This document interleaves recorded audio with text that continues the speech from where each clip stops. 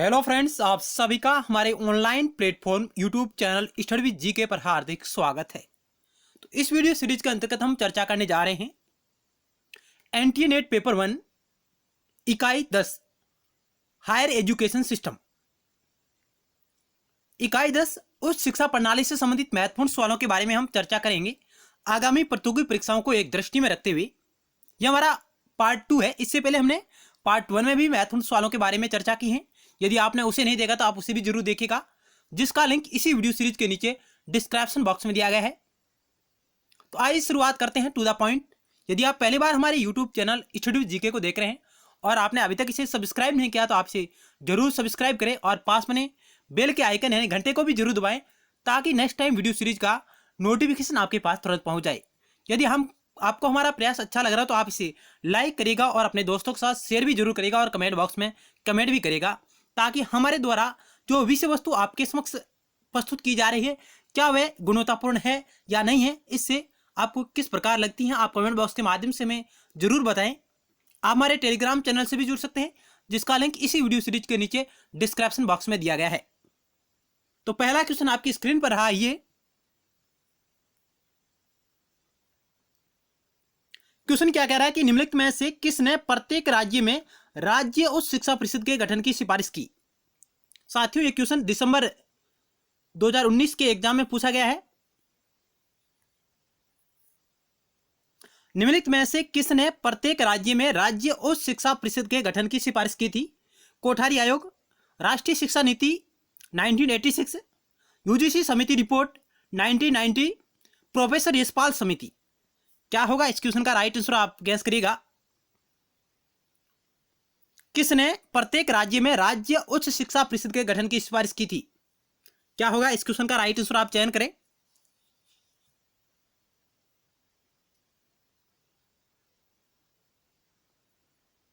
Option 2 right होगा, राष्ट्रीय शिक्षा नीति 1986, जिसने प्रत्येक राज्य में उच्च शिक्षा परिषद के गठन की सिफारिश की थी।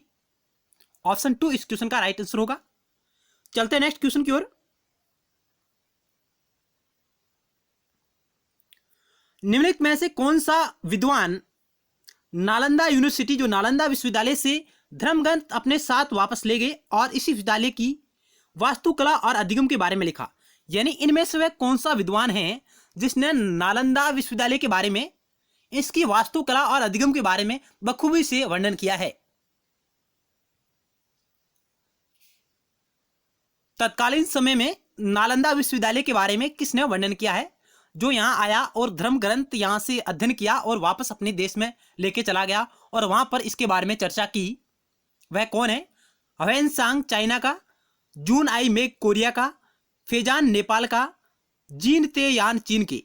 इनमें से वह कौन सा विद्वान है जिसने नालंदा विश्वविद्यालय के बारे में, इसकी वास्तुकला और अधिगम के बारे में अध्ययन किया है और उसके बारे में लिखा।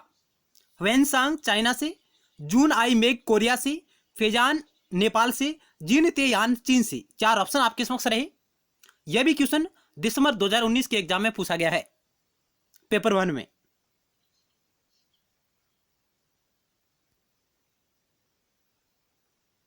इस क्वेश्चन का ऑप्शन 1 राइट होगा, ह्वेनसांग।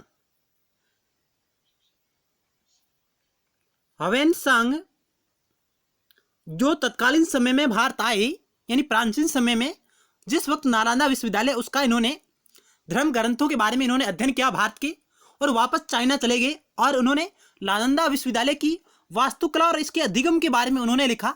साथ ही इन्होंने बौद्ध धर्म के बारे में, बौद्ध धर्म की जो शिक्षा थी उसके बारे में भी इन्होंने वर्णन किया था। ह्वेनसांग चीनी यात्री था ह्वेनसांग। ऑप्शन 1 इस क्वेश्चन का राइट आंसर होगा। चलते हैं नेक्स्ट क्वेश्चन की ओर।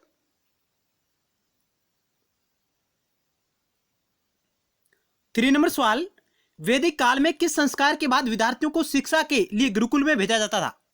यानी वैदिक काल में शिक्षा के लिए किस संस्कार के बाद उन्हें वैदिक शिक्षा के लिए भेजा जाता था।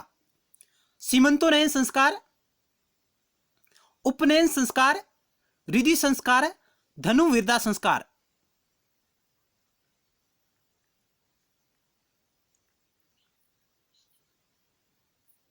क्या होगा 4 ऑप्शनों में से राइट आंसर को आपको चयन करना है कि वैदिक काल में किस संस्कार के बाद विद्यार्थियों को शिक्षा के लिए गुरुकुल में भेजा जाता था या वैदिक शिक्षा के लिए उन्हें भेजा जाता था?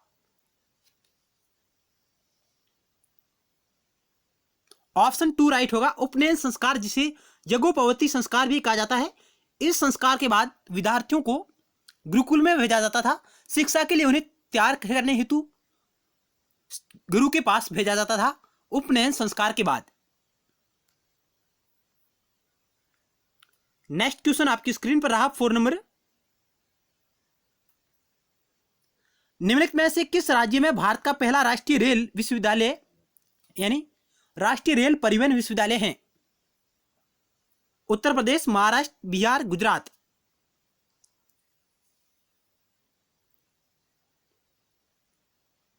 ऑप्शन 4 राइट होगा, गुजरात में। भारत का पहला राष्ट्रीय रेल परिवहन विश्वविद्यालय है जो यूनिवर्सिटी है जो गुजरात में स्थित है। नेक्स्ट सवाल है, नागरिक चार्टर एक ऐसा उपकरण है जो किसी संगठन को बनाता है। आपको यहां कोड दिए गए और आपको सही कोड का चयन करना है जो नागरिक चार्टर के बारे में बिल्कुल सही बैठते हैं, और नीचे दिए गए कोड का आपको सही चयन करना है। पहला दूसरा, पहला दूसरा तीसरा, पहला दूसरा चौथा, पहला दूसरा तीसरा चौथा, इस प्रकार आपके समक्ष कोड है। क्या नागरिक चार्टर पारदर्शी बनाता है किसी संगठन को? क्या जवाबदेही बनाता है? क्या औपचारिक बनाता है? क्या सुलभ बनाता है?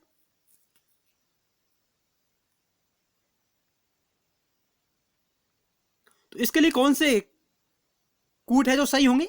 पहला, दूसरा और तीसरा। पहला, दूसरा और तीसरा, इसके बारे में बिल्कुल, तीसरा नहीं चौथा। पहला, दूसरा और चौथा है जो नागरिक चार्टर के बारे में बिल्कुल सही बात करते हैं। जवाबदेही, उत्तरदायित्व, पारदर्शी और सुलभ, यानी ऑप्शन 3 इस क्वेश्चन का राइट आंसर हो जाएगा। चलते हैं नेक्स्ट क्वेश्चन की ओर। किसी राज्य का मुख्यमंत्री राष्ट्रपति चुनाव में मतदान करने के लिए पात्र नहीं है। यानी भारत के राष्ट्रपति के चुनाव में किसी राज्य का मुख्यमंत्री पात्र नहीं है। ऑप्शन दिए गए हैं, वह स्वयं एक उम्मीदवार है तो, यानी मुख्यमंत्री स्वयं राष्ट्रपति के लिए उम्मीदवार है तो, वह एक कार्यवाहक मुख्यमंत्री है, उसके खिलाफ एक आपराधिक मामला लंबित है, और वह राज्य विधानसभा का एक नामित सदस्य है, यानी मनोनीत सदस्य है। किसी राज्य का मुख्यमंत्री राष्ट्रपति चुनाव में मतदान करने के लिए पात्र नहीं होगा यदि वह, 4 ऑप्शन आपके समक्ष रहे। क्या होगा 6 नंबर सवाल का राइट आंसर आप चयन करें। ऑप्शन 4 है जो इस क्वेश्चन का राइट आंसर हो जाएगा, क्योंकि राष्ट्रपति के चुनाव में मनोनीत सदस्य भाग नहीं लेते हैं, नामित सदस्य है जो भाग नहीं लेते, इसलिए मुख्यमंत्री है जो राष्ट्रपति के चुनाव में मतदान करने के लिए पात्र नहीं होगा यदि वह नामित सदस्य है। राष्ट्रपति के चुनाव में कौन भाग लेते हैं? लोकसभा व राज्यसभा, इन दोनों सदनों के निर्वाचित सदस्य प्लस विधानसभा के निर्वाचित सदस्य प्लस दिल्ली, पुडुचेरी और जम्मू कश्मीर केंद्र शासित प्रदेश के सदस्य। दिल्ली, पुडुचेरी और केंद्र शासित प्रदेश के निर्वाचित सदस्य, विधानसभा के निर्वाचित सदस्य राष्ट्रपति के निर्वाचक मंडल के भाग होते हैं, उसके हिस्से होते हैं। एक बार पुनः आप नोट करिएगा, राष्ट्रपति का जो निर्वाचक मंडल है उसमें संसद के दोनों सदनों के निर्वाचित सदस्य प्लस राज्यों की विधानसभा के निर्वाचित सदस्य प्लस दिल्ली, पुडुचेरी और जम्मू कश्मीर विधानसभा के निर्वाचित सदस्य राष्ट्रपति के निर्वाचक मंडल के भाग होते हैं। चलते हैं नेक्स्ट क्वेश्चन की ओर। 7 नंबर आपकी स्क्रीन पर रहा है ये।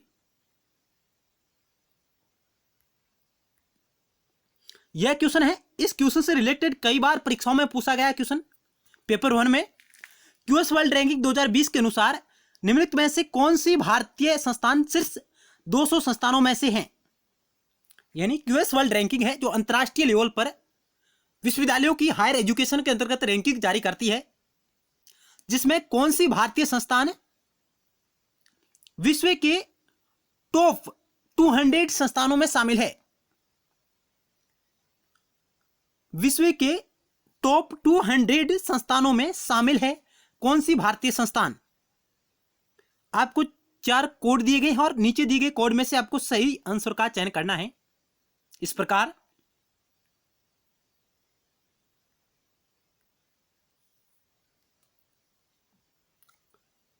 दिल्ली विश्वविद्यालय, आईआईटी मुंबई, आईआईटी दिल्ली और आईआईएससी बेंगलुरु। नीचे दिए गए कोड में से सही उत्तर का चयन करना है जो विश्व के शीर्ष 200 संस्थानों में भारतीय संस्थान शामिल है।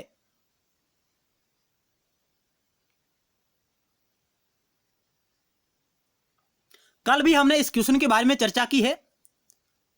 हायर एजुकेशन सिस्टम का जो पहला वीडियो सीरीज था उसमें अलग प्रकाश से।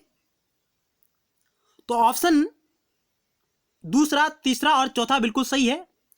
ये 3 जो संस्थान हैं टॉप 200 में शामिल है। विश्व के जो टॉप 200 संस्थान है उसमें भारत के ये 3 संस्थान शामिल है। आईआईटी मुंबई, आईआईटी दिल्ली और आईआईएससी बेंगलुरु। आईआईटी मुंबई 152वें नंबर पर है, आईआईटी दिल्ली 182 नंबर पर है और आईआईएससी बेंगलुरु है जो 184 नंबर पर है। विश्व के टॉप 200 संस्थानों में क्यूएस वर्ल्ड रैंकिंग के अनुसार ये 3 भारतीय संस्थान हैं जो अपनी जगह बना पाए हैं, लेकिन टॉप 100 में भारत का कोई संस्थान शामिल नहीं हुआ।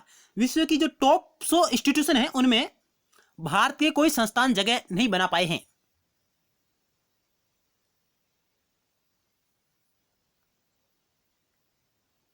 जबकि टॉप 500, विश्व के टॉप 500 जो संस्थान हैं उसमें भारत के कुल 9 संस्थान शामिल है, जिसमें 3 तो ये हो गए, इसके अलावा 6 विश्वविद्यालय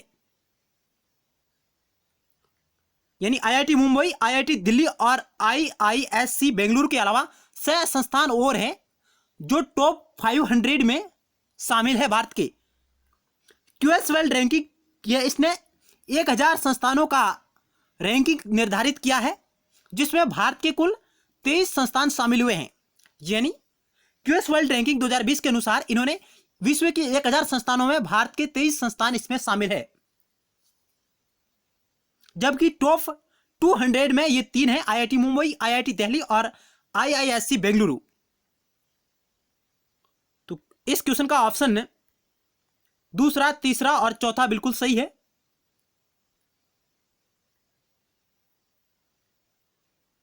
चलते हैं नेक्स्ट क्वेश्चन की ओर। विश्वविद्यालय के दैनिक प्रशासन के लिए निम्नलिखित में से कौन सा निकाय जिम्मेदार है? विश्वविद्यालय के दैनिक प्रशासन के लिए निम्नलिखित में से कौन सा निकाय है जो जिम्मेदार है?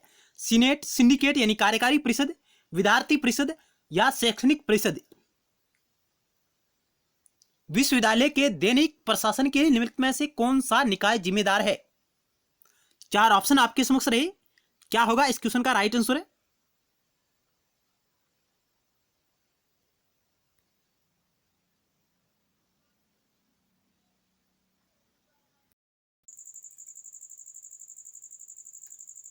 विश्वविद्यालय के मतलब है कि यह बात हो रही यूजीसी की, यानी विश्वविद्यालय अनुदान आयोग के दैनिक प्रशासन के लिए।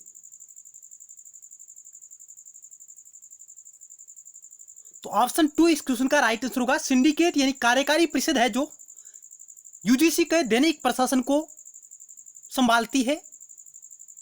सिंडिकेट यानी कार्यकारी परिषद। ऑप्शन 2 इस क्वेश्चन का राइट आंसर हो जाएगा।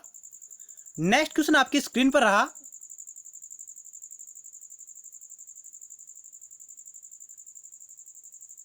विश्वविद्यालय अनुदान आयोग यानी यूजीसी का औपचारिक उद्घाटन 28 दिसंबर 1953 को निम्नलिखित में से किसके द्वारा किया गया था?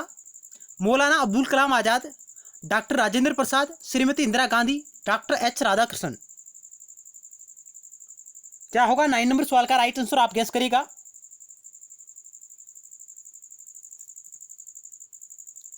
तो ऑप्शन 1 इस क्वेश्चन का राइट आंसर हो जाएगा। मौलाना अब्दुल कलाम आजाद द्वारा विश्वविद्यालय अनुदान आयोग यानी यूजीसी का औपचारिक उद्घाटन 28 दिसंबर 1953 को किया गया था। इनके साथ ही जवाहरलाल नेहरू जी ने भी इसमें भाग लिया था।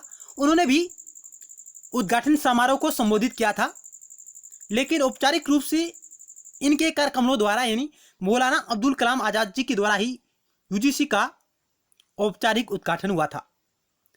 1956 में भारतीय संसद के एक अधिनियम के द्वारा यूजीसी को वैधानिक दर्जा प्रदान किया गया, यूजीसी एक्ट 1956 के माध्यम से। चलते हैं नेक्स्ट क्वेश्चन की ओर।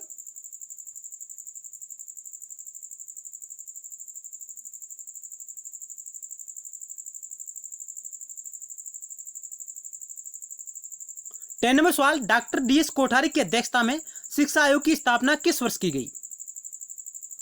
ऑप्शन 4 आपके समक्ष रहे।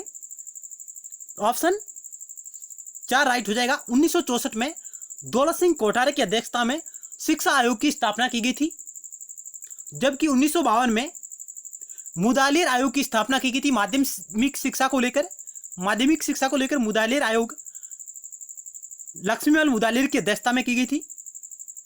चलते हैं नेक्स्ट क्वेश्चन की ओर। दक्षिणी एशियाई विश्वविद्यालय यानी साउथ एशियन यूनिवर्सिटी किस शहर में स्थित है? नई दिल्ली, काठमांडू, ढाका, कोलंबो। दक्षिणी एशियाई विश्वविद्यालय है जो भारत के नई दिल्ली में स्थित है। नेक्स्ट सवाल है,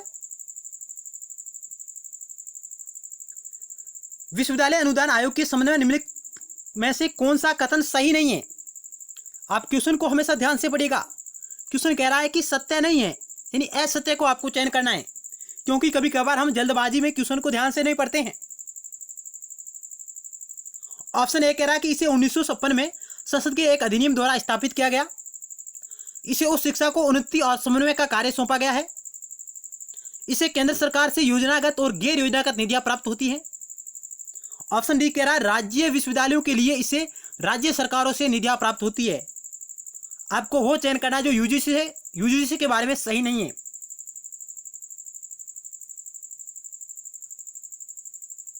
तो ऑप्शन डी इस क्वेश्चन का राइट आंसर होगा, जो यूजीसी के बारे में असत्य बात करता है कि राज्य विश्वविद्यालयों के लिए इसे राज्य सरकारों से निधियां प्राप्त होती है। नहीं, यूजीसी को केवल केंद्र सरकार से ही निधियां प्राप्त होती है, न कि राज्य सरकार से। एबीसी बिल्कुल यूजीसी के संबंध में सही है। इसे 1956 में यूजीसी एक्ट के माध्यम से वैधानिक दर्जा प्रदान किया गया था। उस शिक्षा को उन्नति और समन्वय का कार्य से सौंपा गया है उस शिक्षा के लिए, और केंद्र सरकार से योजनागत और गैर योजनागत निधियां हैं जो वित्त है जो इससे प्राप्त होता है। ऑप्शन डी इस क्वेश्चन का राइट आंसर। नेक्स्ट क्वेश्चन आपकी स्क्रीन पर रहा। भारत में सिविल सर्विस दिवस कब मनाया जाता है? भारत में सिविल सर्विस दिवस राष्ट्रीय नागरिक दिवस या राष्ट्रीय सिविल सर्विस दिवस कब मनाया जाता है? 24 दिसंबर, 1 सितंबर, 21 अप्रैल, 1 जुलाई।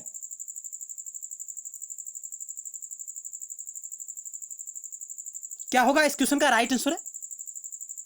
ऑप्शन 3 राइट होगा। 21 अप्रैल को प्रतिवर्ष सिविल सर्विस डे है जो भारत में मनाया जाता है, और आज 21 अप्रैल है।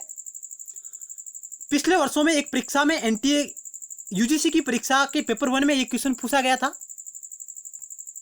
यानी प्रतिवर्ष 21 अप्रैल को सिविल सर्विस दिवस मनाया जाता है।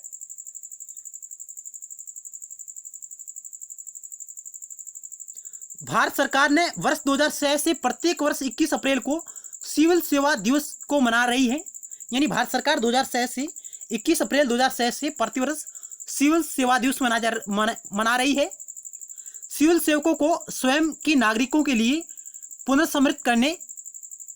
समर्पित करने तथा लोक सेवाओं और कार्य में उत्कृष्टता हेतु अपनी वचनबद्धता को पुनर्सर्जित करने के लिए एक अवसर के रूप में मनाने का निर्णय लिया। यानी भारत सरकार ने सिविल सेवकों को स्वयं को नागरिकों के प्रति समर्पित करने तथा लोक सेवा की और कार्यों में उत्कृष्टता हेतु अपनी वचनबद्धता को क्रियान्वित करने के लिए सिविल सेवकों को अपने कर्तव्यों के बारे में जागरूक करने के लिए प्रतिवर्ष सिविल सेवा दिवस का मनाने का निर्णय भारत सरकार ने 21 अप्रैल 2006 को लिया था।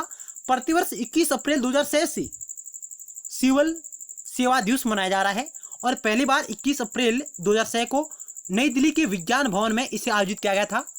माननीय प्रधानमंत्री मनमोहन सिंह जी ने इसकी अध्यक्षता की थी। तत्कालीन समय में इसका शुभारंभ किया था।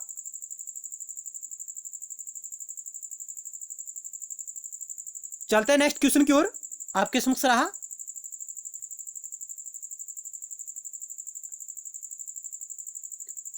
निम्नलिखित में से कौन सा भ्रष्टाचार शब्द की परिधि में आता है, यानी भ्रष्टाचार के शब्द की परिधि में कौन आते हैं? सरकारी पद का दुरुपयोग करना, नियमों कानूनों और मानकों से विचलन होना, जब कार्रवाई आवश्यक हो तो कार्रवाई न करना, लोक संपत्ति को नुकसान पहुंचाना। नीचे आपको कोड दिए गए हैं, सही कोड का आपको चयन करना है।